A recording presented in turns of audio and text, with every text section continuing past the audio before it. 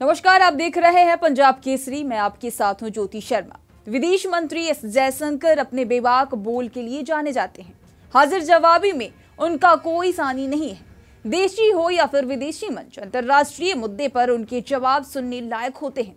इसी कड़ी में विदेश मंत्री एस जयशंकर आज नागपुर की टाउन हॉल में आयोजित कार्यक्रम में पहुंचे थे। उनसे चीन के साथ चल रहे मसले और दुनिया में भारत की ताकत से संबंधित सवाल पूछे गए। जयशंकर ने दोनों का ही बड़ी बेबाक तरीके से उत्तर दिया। क्या कुछ कहा, आइए आपको सुनाते हैं।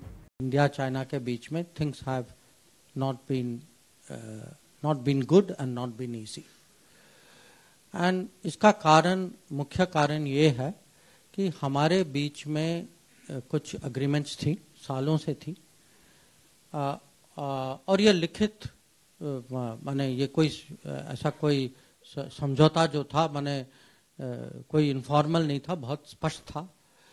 और ये था कि हमें अगर अपने बॉर्डर में पीस और ट्रैंक्विल, एक तो जब तक पड़ोसी हो आपस में, जब तक सीमा में पीस और ट्रैंक्विलिटी ना हो, तो जो रिश्ते जो हैं आगे बढ़ने की संभावना नहीं है। तो ये उनको भी पता था, हमें भी पता था, इसीलिए। और अगर आप देखें, जब से हमारी रिश्ते जो हैं नॉर्मलाइज हुए हैं, 62 में युद्ध हुआ था, उसके बाद 14 साल लगे हमें एक एम्बेसडर वापस भेजने में। उसके बाद 26 साल लगे, 62 के बाद पहला प्रधानमंत्री गया, राजीव गांधी जी गए, चीन गए। और 93 में और 96 में 2 अग्रीमेंट्स हुई थी, उसके बाद भी हुई थी 2005, 6, 12, 13। और इसका जो निचोड़ ये था कि दोनों साइड जो हैं वो जो लाइन जो बनी है, क्योंकि हमारी सीमा जो है वो म्यूचुअली अग्रीड नहीं है, कि दोनों साइड जो हैं वो फौज कोई संख्या में फौज नहीं लाएंगे वहाँ, और अगर कोई मूवमेंट भी होगी इस संख्या से ज़्यादा वो दूसरे साइड को बताएंगे और तभी मिलिट्री मूवमेंट होगी।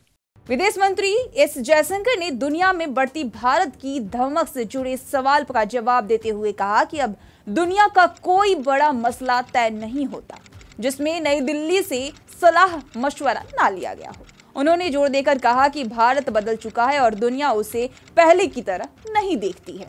2020 में इन्होंने चीनियों ने इसका उल्लंघन किया, और अग्रीमेंट होने के बावजूद वो बड़ी संख्या में वो लाइन ऑफ एक्चुअल कंट्रोल पे वो अपनी मिलिट्री फोर्सेस लाए।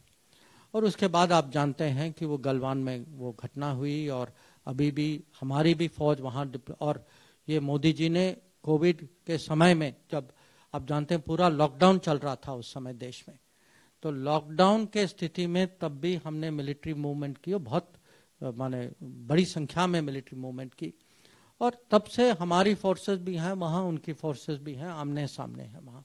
जयशंकर ने आगे कहा कि भारत का स्वभाव स्वतंत्र रहने का है, इसी वजह से हमें अलग अलग लोगों के साथ अपने हितों को साधन होता है, ना कि किसी और के अधीन बनना होता है। चीन के साथ रिश्तों पर एस जयशंकर ने 2 टूक शब्दों में कहा कि सीमा पर तनाव का हल निकलने तक भारत चीन के रिश्ते सामान्य नहीं हो सकते। दुनिया में भारत की बढ़ती धाक पर कहा कि दुनिया का कोई बड़ा मसला ऐसा नहीं है जिस पर फैसला लेने से पहले भारत से राय मशवरा ना लिया जाए। आगे क्या कुछ कह रहे हैं, आइए आपको सुनाते हैं। हम तो चाहते हैं, ये तो हमने तो किया नहीं है, पर अगर हमारी सीमा में फौज आए तो हमें तो अपना डिफेंस तो देखना ही होगा।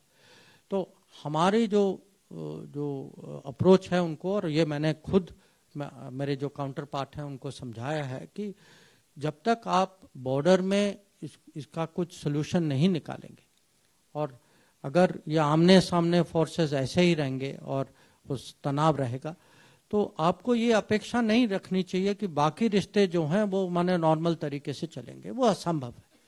तो ये नहीं है कि आप यहाँ झगड़ा करो और वहाँ बिजनेस करो, ये माने इसको आप ऐसा लाइन नहीं कर सकते।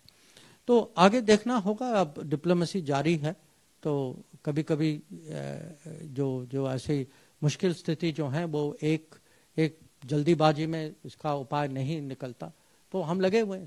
वैसे भारत और चीन का संबंध किस तरह का रहा है उससे हर कोई वाकिफ है। आगे क्या कुछ होगा वो भी देखने वाली बात होगी। खबरों का सिलसिला लगातार जारी है, देखते रहिए पंजाब केसरी। नमस्कार।